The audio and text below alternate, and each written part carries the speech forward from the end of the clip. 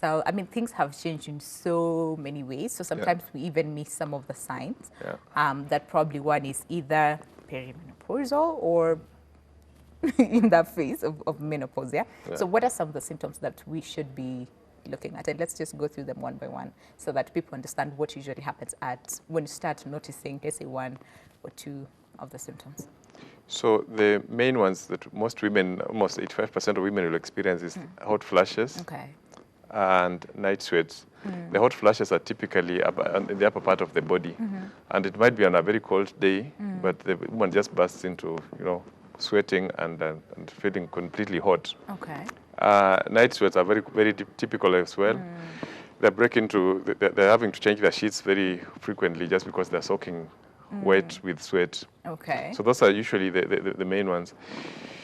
Other symptoms include things like irritability, and I think that's the menopausal thing is talked about earlier. All the time, depression, the moods can swing quite a lot.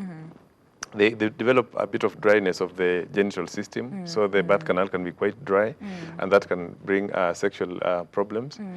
And disturbed sleep is one of the big ones as well, and then memory disturbances. So you try to remember what you did, and you can't. Such things come. But the standard one, as you said, is periods. Periods they usually clockwork for most women, a period every month. But just before menopause, you start experiencing one month, you skip 1 month, and then maybe 2 months, they come back, maybe heavier than usual, and then eventually they just stop altogether. At what age is this? And especially where the periods come, let's say 1 month, then disappears for like 2 or 3 months, and then comes back. What age? So most women, in the upper 40s actually. After 45, women will have that sort of scenario. But every time it happens, we know it could be menopause, but you always check for other reasons because you could also overlook something else, which might be worse than the menopause we are. Which is? So the most common one is cancer of the lining of the womb, actually, because it comes with the disturbed bleeding, so bleeding that is not supposed to be there, either in the middle of the cycle or after periods have been away for a long time. So we often take a little sample from the lining of the womb, send it to the lab, and if it's clear, we know that it's likely to be menopause rather than anything worrying. Now, let's just go back to hot flashes, because, again, we hear the stumps every so often. You talked about an aspect of from here upwards where someone is just feeling hot. Is it constant? Is it on and off? And then why? Why from here upwards and not like the entire, the whole body?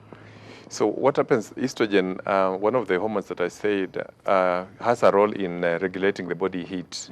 So there's an organ in the brain that actually is responsible for our regulation of our body temperature. And the lack of estrogen actually interferes with the function of this and sort of resets it.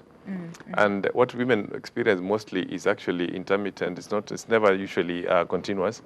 So you could have better days and worse days. And there are things that can trigger that. But it's not continuous. And it's not very clear why it's one upper part of the body, but those are typical of hot flashes. Because we know other things can interfere with temperature control, like a disease affecting the thyroid. So this one's typically, you look at the age, and then it will be mainly the upper part of the body. So this is not dependent on the weather. When the weather is too hot, then it's worse, or when it's too cold, they could experience the same.